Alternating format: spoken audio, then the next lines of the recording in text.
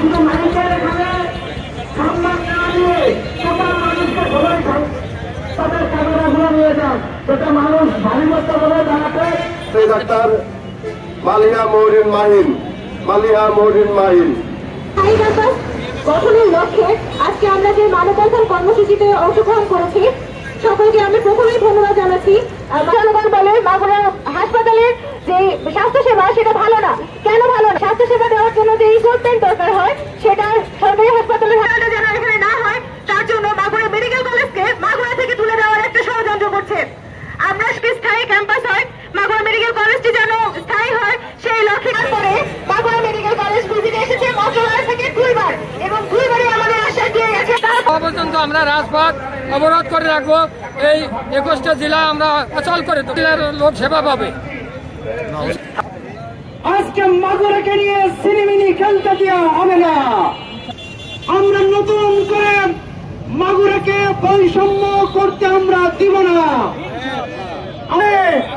যে কোনো মূল্যে আমরা সকল ঐক্যবদ্ধ হয়ে সেই জিনিসটাকে উচ্চ মহলের চক্রান্তে এটা এখান থেকে বের হয়ে ইন্টার্নশিপ করছে এবং আরেকটি গ্যাসের ডাক্তাররা ইন্টার্নশিপ করার পথে এগিয়ে আছে। ঠিক সেই মুহূর্তে কেন এই মেডিকেল কলেজ বন্ধের চক্রান্ত হলো আমরা বুঝতে পারলাম না। দিনের মতো এই মানববন্ধনে দাঁড়িয়েছি, মূলত আমরা এখানে দাঁড়াতে বাধ্য হয়েছি। এখানে 6 বছর যাবত একটা মেডিকেল কলেজ চালু আছে। আমাদের কখনো মনে হয় নাই যে রাস্তায় পর্যন্ত আমাদের দাঁড়াতে হবে, কিন্তু বর্তমানে স্বাস্থ্য মন্ত্রণালয়ের একটা হঠকারিতার সিদ্ধান্তের জন্য মাগুরা মেডিকেল কলেজের শিক্ষার্থীরা এবং এখানকার সর্বস্তরের সাধারণ জনগণকে রাস্তায় নেমে আন্দোলন করতে হচ্ছে, যা আমি মনে করি আমাদের সকল শিক্ষার্থী এবং মাগুরার সকল সাধারণ জনগণের জন্য অত্যন্ত লজ্জার একটা ব্যাপার।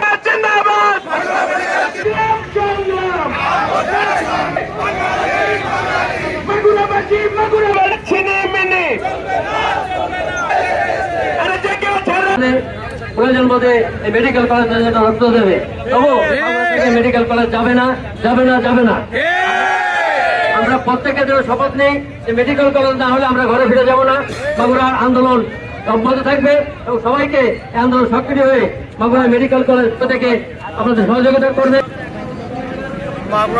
মাগুরা মেডিকেল কলেজ শুনতেছি যে মাগুরা মেডিকেল কলেজ চলে যাবে এরকম শুনতেছি, কিন্তু মাগুরা জেলাবাসী একতাবদ্ধ হয়েছে। আমরা মাগুরা মেডিকেল কলেজের 4র্থ শ্রেণীর কর্মচারী বৃন্দ, মাগুরায় এমনিতেই কর্মসংস্থানের কোনো জায়গা নাই, ব্যবস্থা নাই, এত বড় একটা শহর। তারপর দীর্ঘ 8টি বছর এই মেডিকেল কলেজ স্থাপিত হয়েছে। এই মেডিকেল কলেজে আমরা কর্ম করে আমরা আমাদের আহার রুটি গুছাই। আমরা এখন যদি এই মেডিকেল কলেজ কোথাও চলে যায়, আমাদের মরা ছাড়া কোনো বিকল্প নাই। আমাদের পরিজন নিয়ে রাস্তায় নামতে হবে। আমরা নিজেদেরকে এই রাস্তায় নেমে আগুন ধরিয়ে দেব। আপনার এই প্রেসের মাধ্যমে জানিয়ে দিচ্ছি এই সরকারকে। এবং আমাদের এই মেডিকেল কলেজ অত্যন্ত সুনামের সহিত এই 8টি বছর চলতেছে এবং রাজশাহী মেডিকেলের কলেজের ভিতর 3 বার সর্বোচ্চ রেজাল্ট করেছে। আপনারা খোঁজ খবর নিয়ে দেখতে পারেন। কিন্তু কিছু মানুষ কুচক্র করে এই মেডিকেলকে অন্য জায়গায় নেওয়ার পায়তারা করছে, কিন্তু আমরা বেঁচে থাকতে এটা কখনোই হতে দেব না।